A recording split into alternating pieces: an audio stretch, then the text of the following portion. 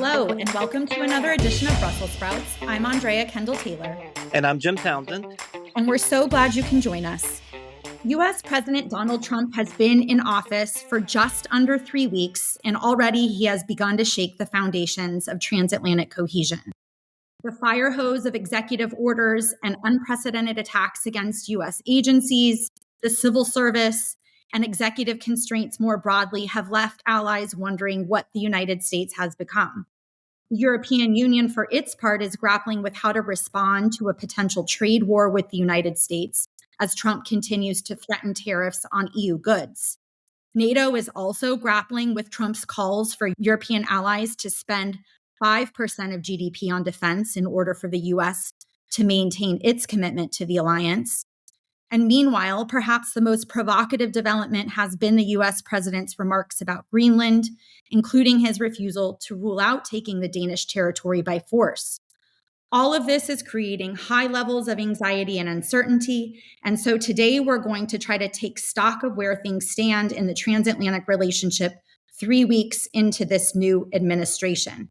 And to do that, and perhaps to have a bit of a therapy session, we're pleased to have Steve Erlanger and Mij Rahman with us on the podcast today. Steve and Mij, welcome. Thank you. Thank you. Quick introductions.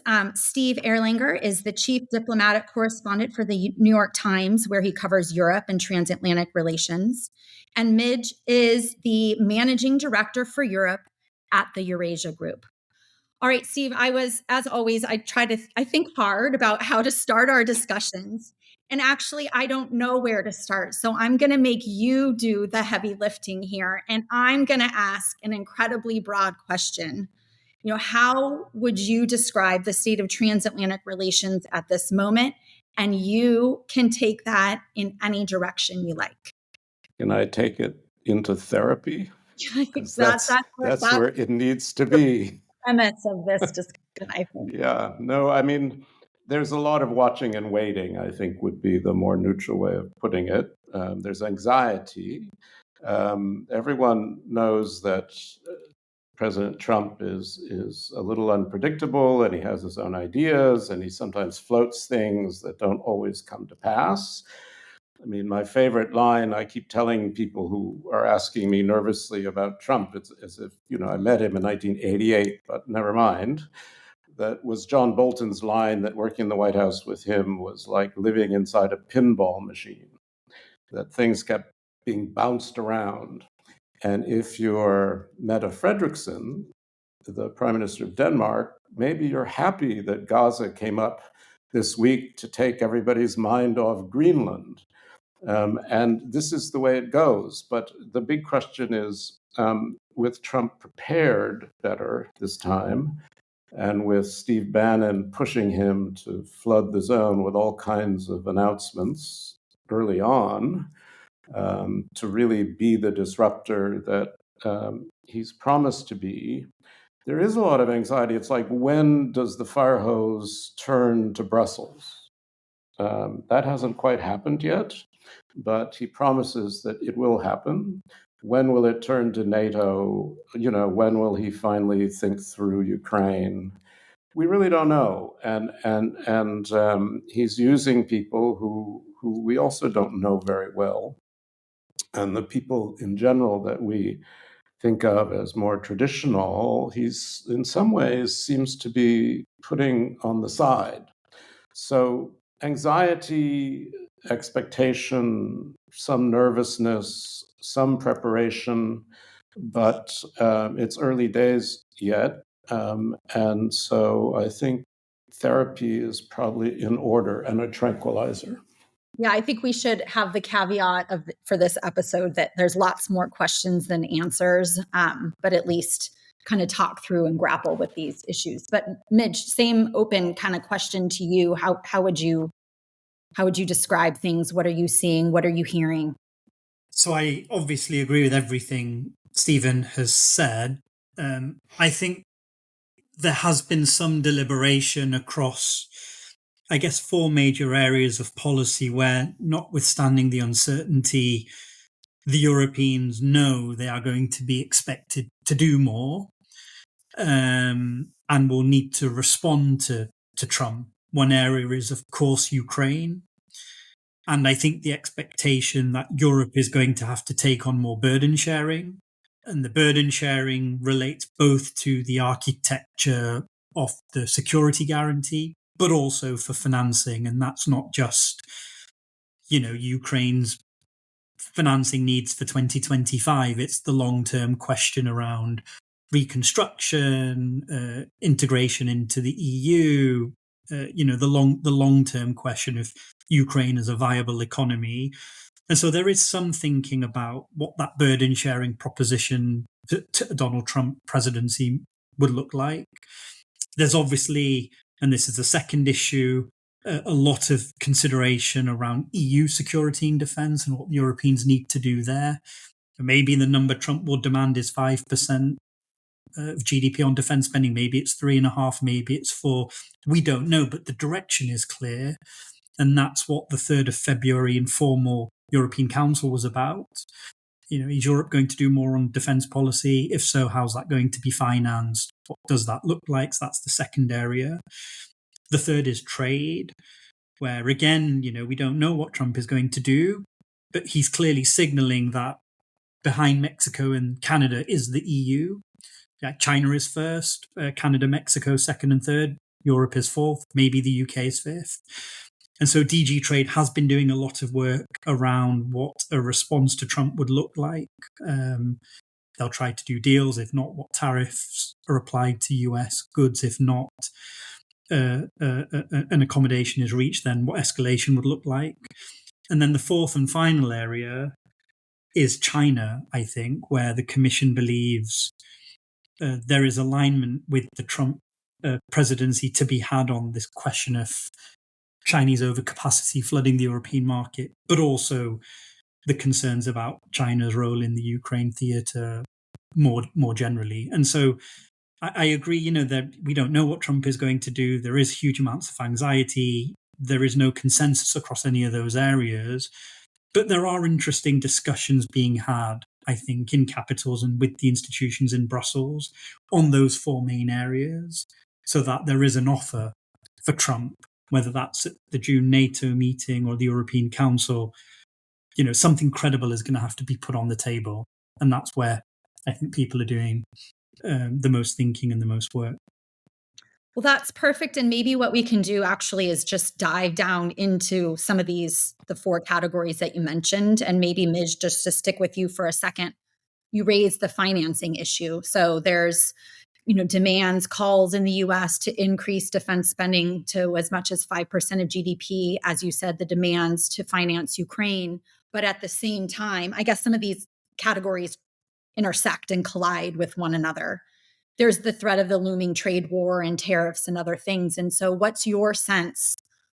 Maybe talk to us a little bit about economic affairs in some of Europe's biggest economies, whether there is actually the capacity to raise defense spending, to keep funds flowing to Ukraine. How would they balance those demands if at the same time we are engaged in a trade war, for example?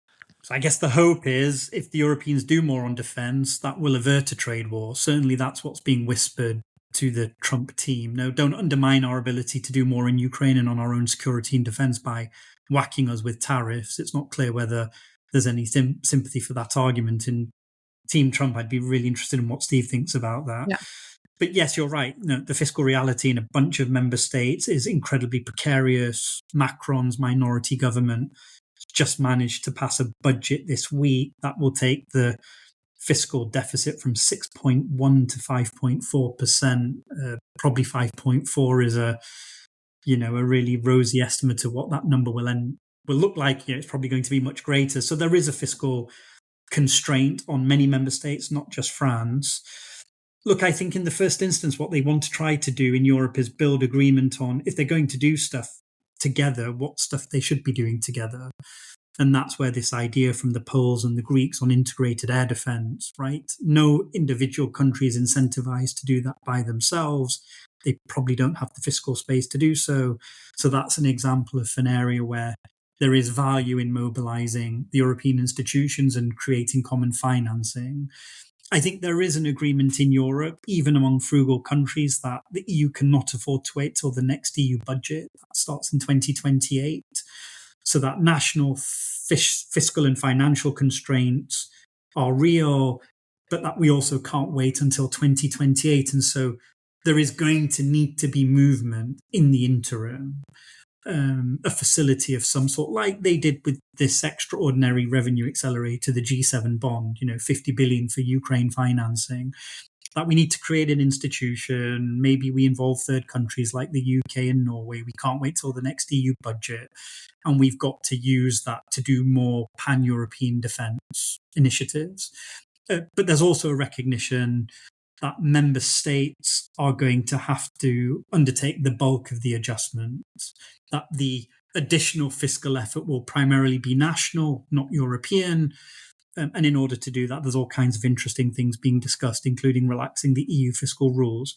The final thing I'll say, Mark Rutte in the European Parliament a few weeks ago, I think, said it right. He said, the Europeans effectively have three choices. They can learn Russian, they can move to New Zealand, or they can reorient spending away from social security towards defence. And that conversation has not really started at the national level, which makes this whole problem so political and so complex, because we're talking about a sustainable increase in defence spending over the long term. You can't magic your way to that new amount of money. It's going to involve tough domestic choices that will need to engage the electorate in many, if not all, European countries. Yeah, I would underline that and say I'm pretty pessimistic about it. I have to say, there's been a lot of rhetoric, not much action. Obviously, Trump calling for 5% is bizarre and absurd and impossible. The United States spends 3.4%, if that, of GDP on worldwide responsibilities. Maybe some of the Baltic nations, which are the size of Brooklyn, can spend 4%. Poles are spending more because basically they're buying American weapons, but they're not going to arrive for 5, 6, 7 years. So, that spending is, in a way, a bit, it's real, but it's also a bit of a phantasm. It doesn't help today's problems. And Ukraine is going to be an issue. Trump, in a way, thinks in simple terms. I can see him trying to somehow end the war, which he promises to do, sacrificing Ukraine's interests while doing it. If he fails to end the war, he won't blame it on Putin. He'll blame it on Zelensky because he doesn't like Zelensky. But Mij is right. The Europeans need to step forward with a proposal to show they're willing to help, at least to make sure they've got a seat at the table. Because one can easily imagine, Trump saying, okay, now I've ended the war. Now you Europeans, you handle Ukraine. You pay for them and you secure them. But of course, as Rutte's also said, and many others, you can't secure Ukraine without American involvement and help, because it needs American air cover, it needs air defenses, it needs the prospect at least of reinforcement. And then there's a whole preliminary discussion. I'm writing about this today, but if Europeans do put boots on the ground or sneakers on the ground, is it a monitoring force? Is it a tripwire force? Is it a deterrent force? All very different kinds of commitments. And for how long? And in the meantime, all these countries are way behind what they need to do to defend themselves under NATO qualifications. So let's say they talk about putting 40,000 troops into Ukraine, which is a small number. Most people think that would involve at least 100,000 troops, because you have reinforcements, you have rotations, you need blah, blah, blah, if something goes wrong. And that's, that's larger than the whole British Army already. And where is it going to come from? It's just not there. So I think, for Trump, one has to be willing to help and make an offer on military spending and do all of that. And as Rutte has been saying for some time, even a year ago, Europe should do it for its own interests, not for America's interests, that it needs to be done. But I also believe, and again, and Andrea, Jim, you may disagree, but I think European leaders have utterly failed to prepare their publics for a generational struggle. I mean, is Ukraine a European security interest? If it is, how do you protect it? Is Russia going to be threatening European security for the next 10 years, 20 years? If so, it's going to involve a generational sacrifice. And I don't hear people talking about that. I don't. All I hear is a kind of far right, worries about the far right in Germany, where I am, and other places. And the far right wants to get out of Ukraine. I mean, it just feels like, Ukraine's somehow a proxy war between Russia and the United States. It puts Europe in danger, blah, blah, blah. But that's to say nothing of what happens if there was a ceasefire or some sort of settlement.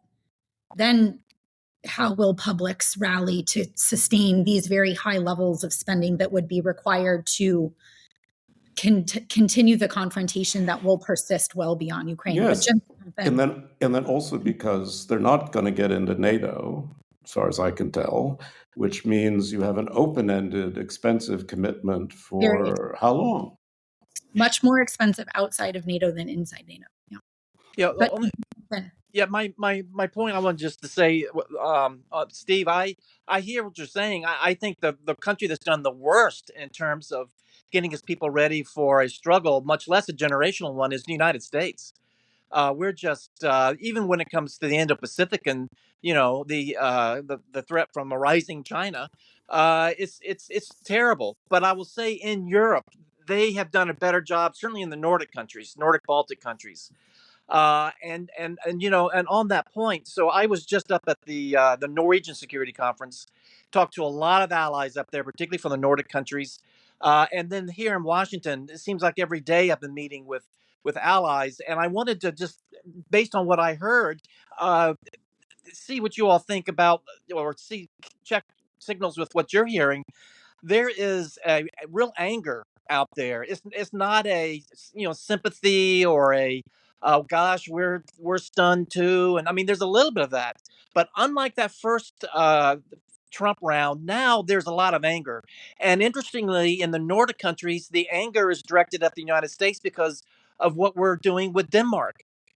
They have really circled the wagons around Denmark, and they're really upset with the U.S. being this bully. And then, of course, they put Canada in there as well. But there's this anger, and I was told a couple times that there's a rising anti-Americanism that's coming up as well. And this is, there's a latent anti-Americanism in Europe. I mean, that's okay. I mean, it's always that way. And in the U.S. too. I mean, that's just the nature of people. But they were saying it is beginning to rise up because of what's coming out of Washington. And other things I heard was that you have become so irrational, your country, and they're not painting it as Trump. They're painting it as the United States. And they're saying you've become irrational. You have become a country we don't recognize. We don't feel we can trust you. Some Norwegians I talked to said maybe we should join the European Union. Maybe this is going to really push us into the arms of trying to make Europe more unified and stronger. And I was pretty shocked by that. And these were serious people. This wasn't. So I don't know what you've heard, but I've heard some of this, losing happening, Jim. Yeah. I've heard some of this, Jim, but I don't have the impression they thought Biden was irrational, and Trump hasn't been in power very long. So I think, I keep saying everybody should take a chill pill for a bit and see what actually happens. I mean, Greenland's one of these interesting things. For instance, if I were the Danes, of course, I'd be furious because the Danes are some of the best allies America's ever had. They buy F-35s. They fought with us in Afghanistan and in Iraq. More Danes died per capita in Afghanistan than Americans did. So, and Greenland, basically, the United States wants to build up Greenland's defenses. It can do whatever it wants. It just has to tell the Danes. So I understand the fury. It's also true that Denmark has signally failed to take serious measures to build up security around Greenland through the sea lanes. So to some degree, what Trump's pointing to is not so stupid. And even if it just turns into a better discussion of how to protect those sea lanes in a melting world, then it will be an improvement. But no, I understand the anger. I mean, of course, nobody likes being pushed around by someone they consider a mad person. But the fact is, once in a while, there's some sauce on top of the real matter. And the real matter is security. The world is changing. At one point, though, I think it's more a Chinese engagement in Greenland than it is security. I think the feeling in this administration is that Greenland is very vulnerable to Chinese influence, etc. But just to real quick, if they really, it wasn't order. What's amazing is that it wasn't that Biden was thrown into the mix. Just within these few weeks, the events moving as quickly as they were moving and as different in terms of how an administration acts in the first couple of weeks. I think that's what has shaken a lot of people is they don't recognize what's happening, and they are a bit shocked by what's happening, particularly the USAID, who they're familiar with, Totally. And so I think it's really amazing that you get this kind of panic. And you're right about a chill pill. And I talked to them. I didn't say chill pill, but I did stand up in the middle of this audience and tell everyone to, just hang with us. Don't make decisions now, like joining the EU, based on this just first 2 weeks. We got to give it time. But I think the point here is that this is going so fast, and it is so unusual, and at least as it's being presented to Europeans from media and from their embassies or whatever it might be. It's amazing how just these 2 weeks can have this kind of impact. Just these 2 weeks. Yeah, I think it is an important point. And again, this episode, I think, is a lot more questions and answers because it is so new. And I think, Steve, it is an important point, like we got to, separate the signal from the noise, and trying to sort through all of this is really challenging. But I want to come back to the Ukraine question. And Stevie, we're talking about the boots on the ground and other things and how realistic that is. But Midge, just to get your sense of the direction of travel of Washington and Trump, there's obviously been a change in rhetoric, telling, Putin will do this the easy way or the hard way some more. I mean, and at this point, it's still all rhetoric and not a lot of action. But what's your sense of the direction of travel of the administration? How do you think this is going to play out over the next couple of weeks? So what I hear after the Notre Dame meeting was there was a basically tacit agreement on a kind of three-way division of labor, where the US role now is to focus on getting Putin to the negotiating table. That, since Budapest, really, the European political community meeting last year, all the way through to the Notre Dame trilateral with Macron, Zelensky, and Trump, the team around him, the US president, have been canvassing European leaders for their views on Ukraine and have been quite open and quite sensible, and have come to the conclusion that Putin is the problem, right? Zelensky getting to the negotiating table is not the constraint, it's Vladimir Putin. And how do we leverage whatever we need to leverage to get Putin to the table? So that's where the US is now focused. The Europeans, in order to Steve's point, to prevent this deal kind of being done over the EU's head and the EU not having any agency, their role and objective now is to come up with a credible burden sharing proposition on guarantees, but also financing. And Zelensky's job is to build domestic support for mobilization and de facto territorial concessions. And that's what each of these constituencies is now working on, with a view to this first Trump-Putin phone call whenever that takes place.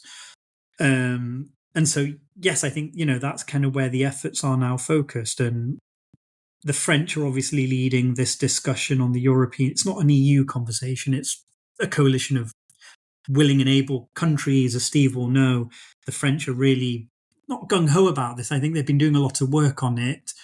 Their, I think, logical conclusion is, look, if we don't provide a credible guarantee to Ukraine, and take the risk of putting troops on the ground. What one senior French official described to me as the kind of cavalry to deter at the margin Putin's calculations about what he does in Ukraine. If the Europeans aren't willing to do that today, then the EU may as well hand Ukraine to Russia, and Poland should be happy with the G7 bond. And what we're effectively signaling is we're happy in this conflict for civilians to die, but for military personnel not to die. So yes, there's a risk that Russia will probe and may attack French or Polish or British troops, but that's a risk worth running. And what are the alternatives? I understand the Brits and the Poles, and again, I'd be really interested in what Steve has to say on this, are much more nervous about doing this without US cover, as Steve described it. And so kind of that's where the debate is on the guarantee. But the guarantee is really important because the guarantee will also help address the financial question. Credible guarantees outside of NATO will reduce the size of the reconstruction bill for European taxpayers. It will bring in the private sector. It will bring in the international financial institutions. If you don't have a credible guarantee, there won't be private sector capital and investment. And that's where European taxpayers will be confronted with a bill they won't also want to pay because they'll be concerned about the long-term security threat that hangs over Ukraine. That's where I agree with. Go on, Steve. Go on. No, sorry, Mij. I agree with that. It's a conversation being had not inside the EU but around the EU. And the Balts and the French and the British and the Poles are being wary because obviously from the very beginning, the Polish interest has been let's keep the US in NATO, let's keep the US in Europe. We need the nuclear umbrella. Let's not be idiots here. Let alone, Claudia Mayor, who you may know, who's a German expert, just written a paper in which she talks about some of these options. And what worries her is what she calls bluff and pray, that the Europeans put in too small a force and just pray the Russians don't test them. Because the big question is what happens then, right? And it would be very tempting, right, to sort of test them. What happens if the Brits and the French are training Ukrainians even in Western Ukraine and a Russian missile falls on them? What happens? These are, military people don't even have enough political guidance yet to plan any kind of military option. But it is a serious discussion. And it's an important discussion, and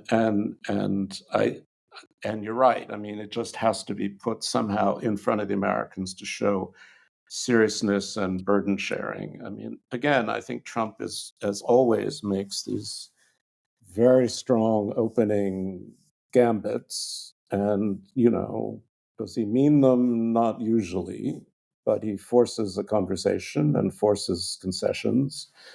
And he's, in some ways very good at it. The other thing I hear is that Keith Kellogg, who seems to have been making sense on Ukraine, is a little bit being pushed aside. I don't know how real that is.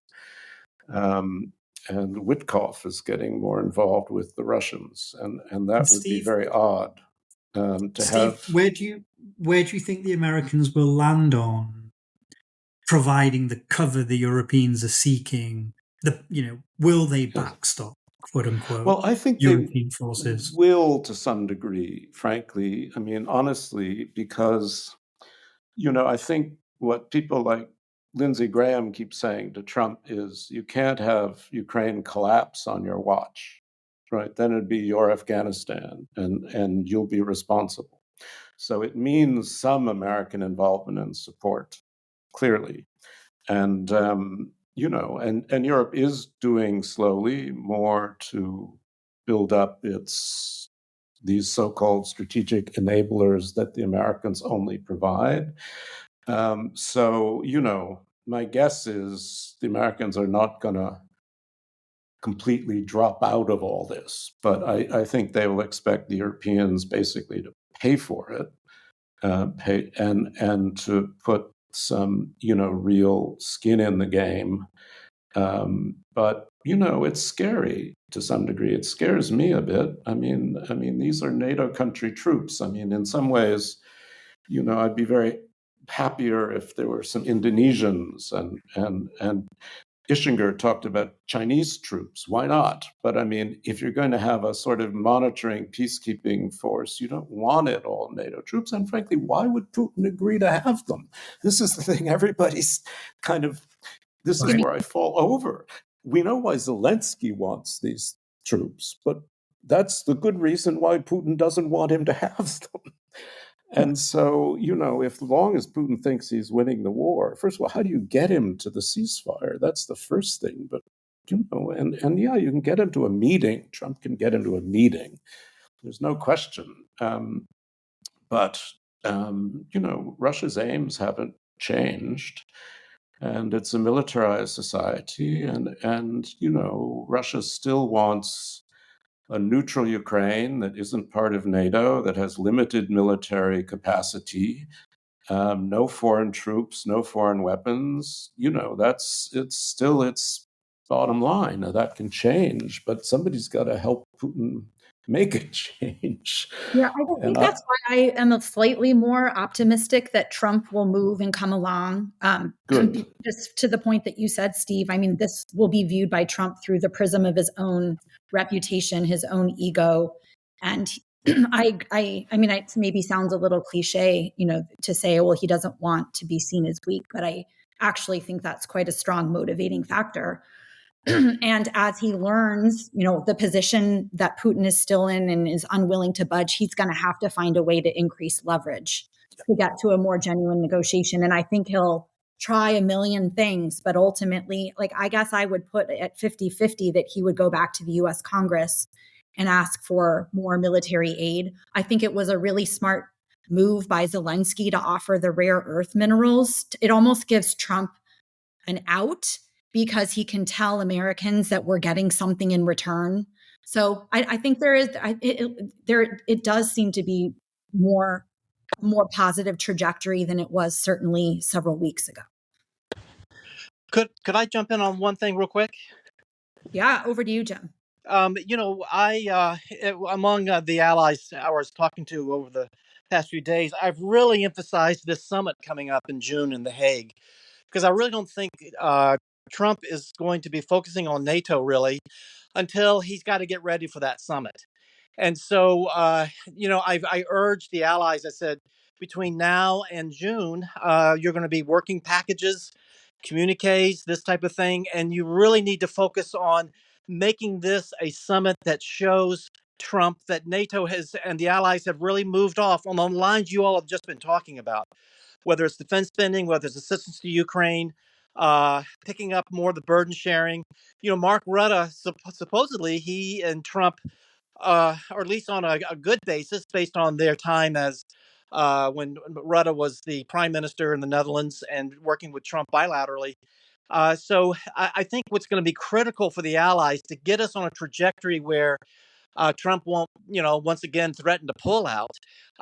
If they are able to put together a package that really demonstrates that it's a different NATO this time around, and particularly if he's going to come in to The Hague and say, "Where's my 5%?" And the most the allies can do is 3 or 3.5. There's got to be other packages that are part of this that show burden sharing, because we don't want to give Trump a reason to walk away. We don't want him to react like he did in Brussels a few years ago and just throw the alliance into chaos. That's what a lot of the allies are concerned about. In fact, the two newest allies said that they're agog at the idea that they've joined the alliance after years of neutrality, only to find the major ally leaving the alliance. And I know that's a horrible line of thought to be in right now. And so I really hope that all the Brussels sprouts listeners who might be involved in those negotiations in Brussels as they get ready for The Hague, that they focus on really putting a good summit together that get us as close as we can to what Trump's doing, not because we want to appease Trump, but because it's the right thing to do anyway. Again, you all have said that. It's not new. but it's something I think that's going to be critical if we're going to have 4 years of not worrying about being the U.S. pulling out of NATO. If we want to have a smooth sailing for the next 4 years, this first summit is critical to get us heading in that direction. Good points, Jim. I do want to take a little time, Midge, to get to some of your other categories that you laid out at the very beginning. And so maybe we can focus on the trade bit. And as you mentioned at the top, DG is, furiously developing potential responses. I guess, what are you hearing along those lines? What would you anticipate some of the responses might be if the United States does indeed move forward with tariffs on EU goods? Yes, so Andrea, it's interesting. I think what they're doing, so von der Leyen and her team, is the Russia-Ukraine playbook on sanctions applied to trade. So remember when we've gone through 16 rounds of sanctions now on Russia. And each time there are these confessionals with Bjorn Siebert, head of cabinet, von der Leyen, and EU ambassadors, where they talk about the range of measures, negotiate in small groups, and then socialize that with the broader council. And that's been a really good strategy for effectively keeping the EU united in implementing 16 rounds of sanctions, which, if you go back to January 2022 and said the EU is going to freeze Russian assets in Euroclear and do all the things they've done with the central bank, and I think we would have said, no, completely impossible. You wouldn't build political consensus because the distributional implications within EU are so profound. So I think what they're doing is that it's that same strategy now applied to trade. My understanding is there's broad agreement on a framework. The framework there are effectively three ladders. One is now engage on deals and the offer, right? And China, Ukraine, defense spend, buy LNG, soybeans, etc., whatever it may be, transfers to critical US constituencies, the stuff that Trump cares about.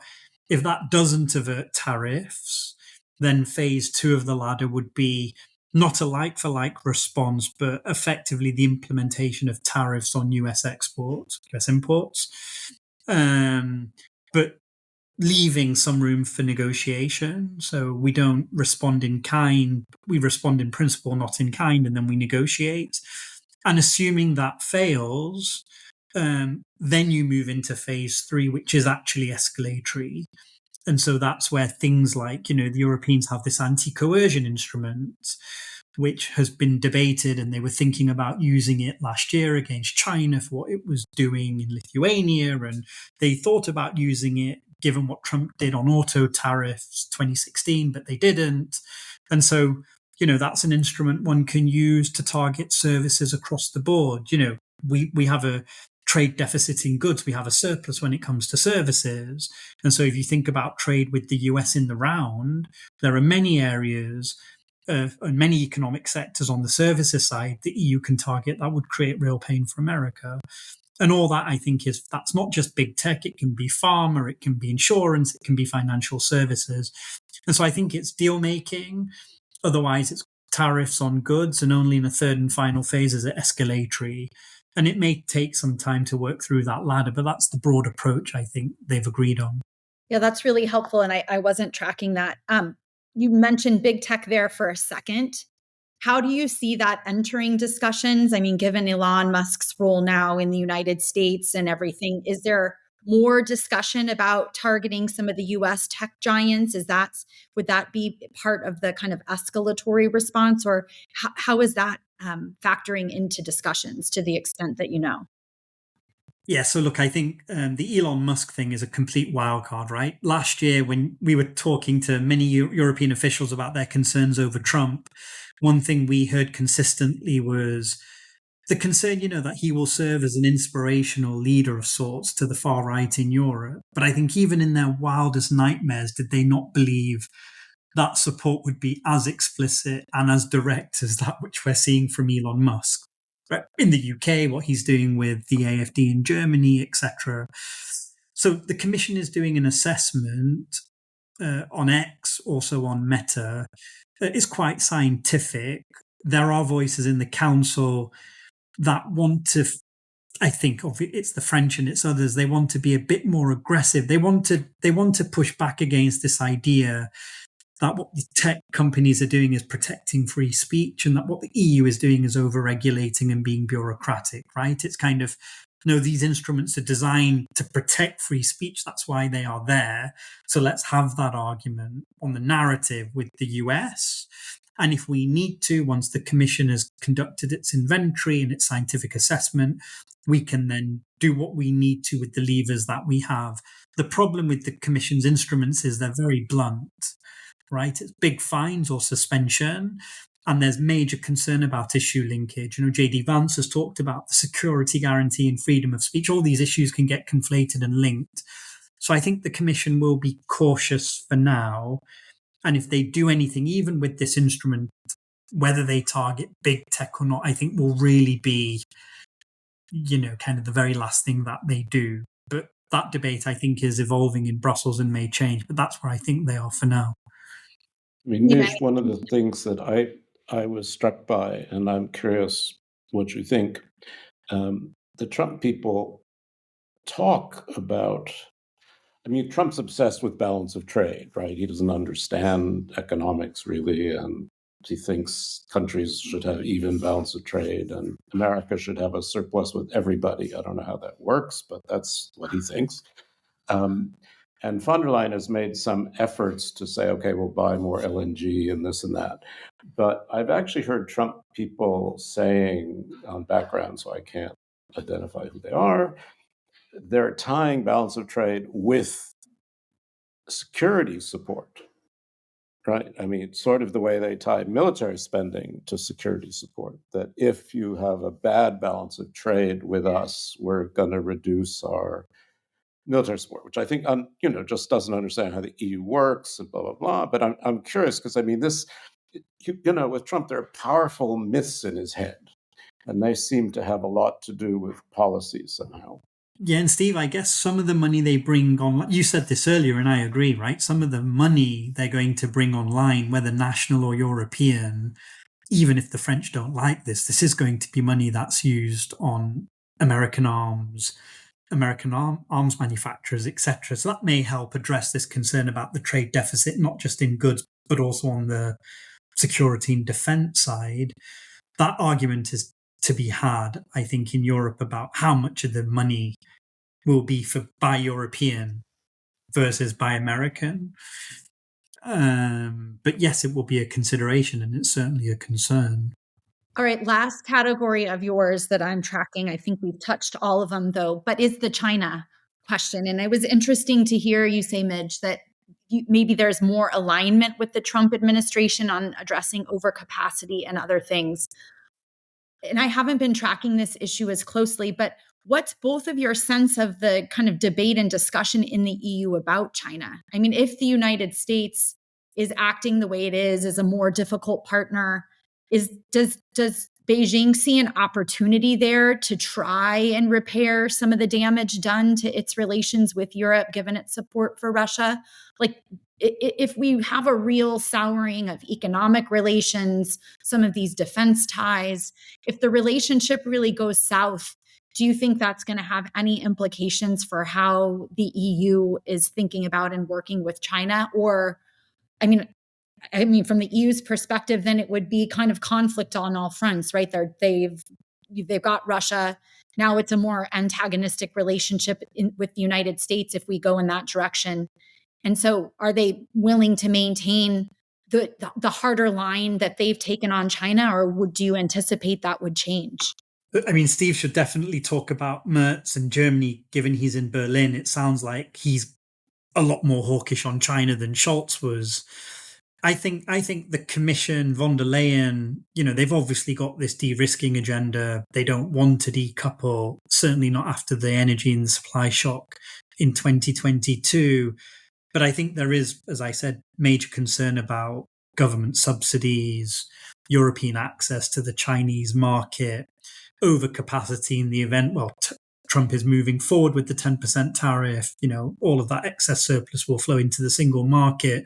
That's not good for European producers or consumers. And then, of course, this concern about what China is doing in Ukraine.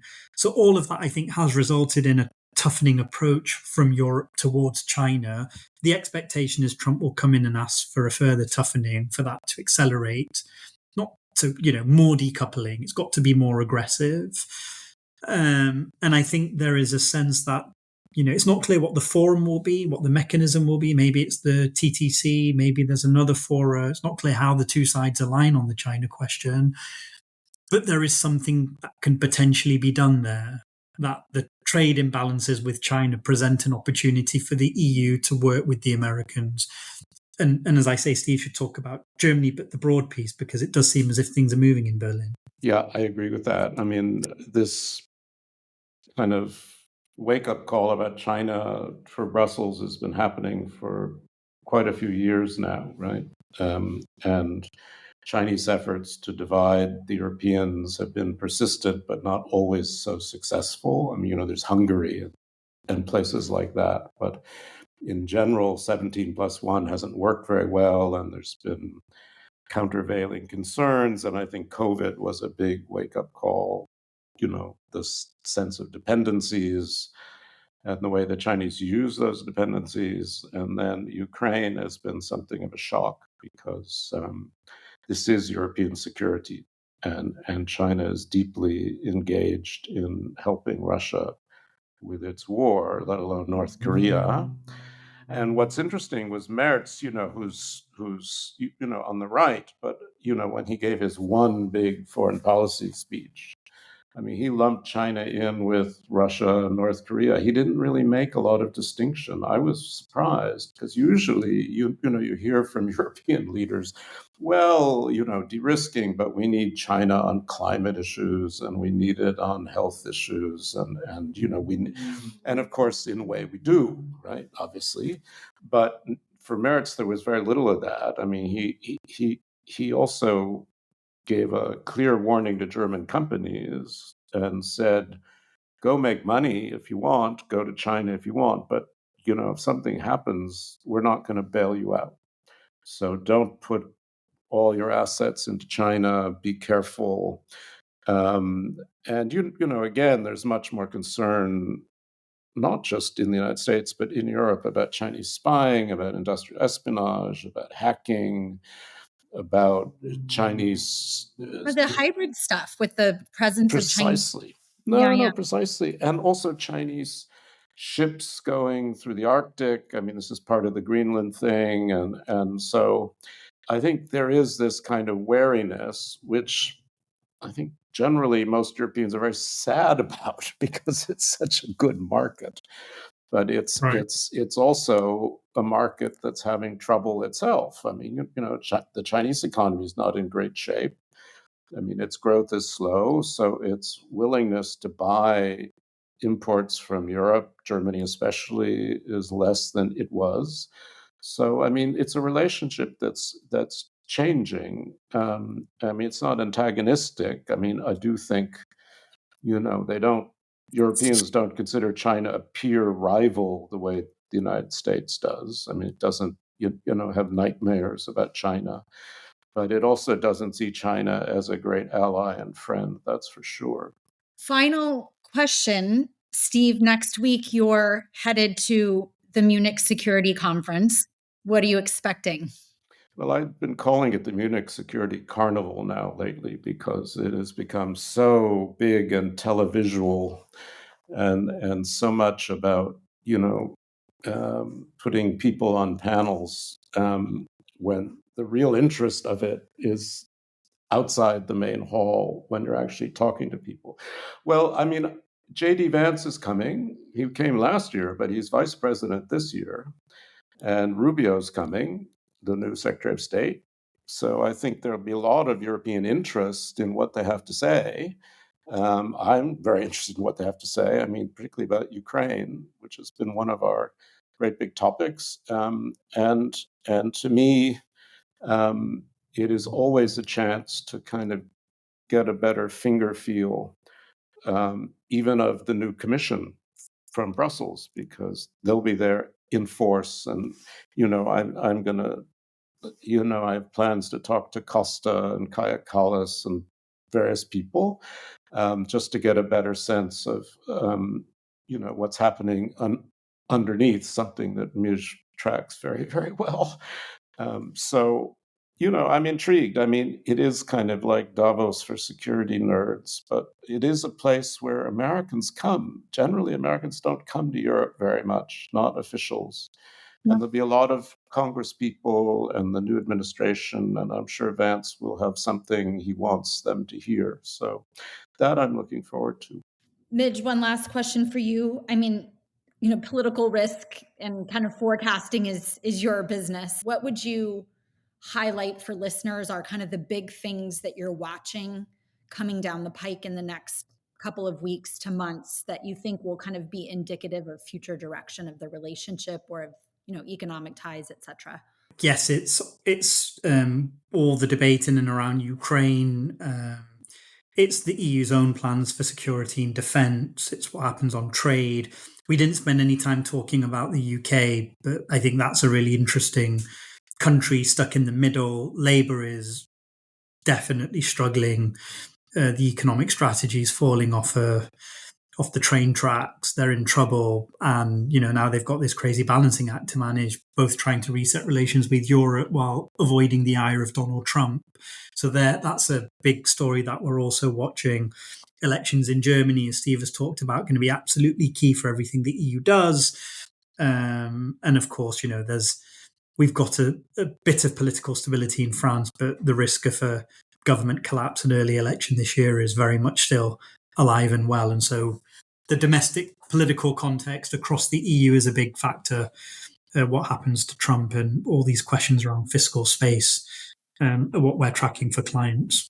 Well, I feel slightly better after this conversation. I don't know, it wasn't quite as dark and anxiety provoking as I was expecting. I appreciate that you both brought very kind of clear and level heads to the discussion, because it's pretty easy, I think, to kind of spiral out of control on some of these issues. So hopefully our listeners will appreciate that kind of clear and level headed approach. And I think that's what it's going to take to kind of get through at least the first 100 days.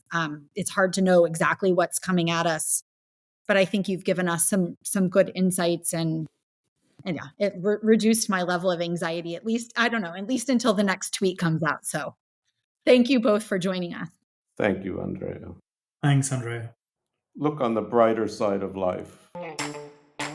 Thank you for listening to another episode of Brussels Sprouts, brought to you by the Transatlantic Security Team at the Center for a New American Security. You can find all of our previous episodes wherever you get your podcasts. And please remember to rate and review Brussels Sprouts so that new listeners are able to find the show.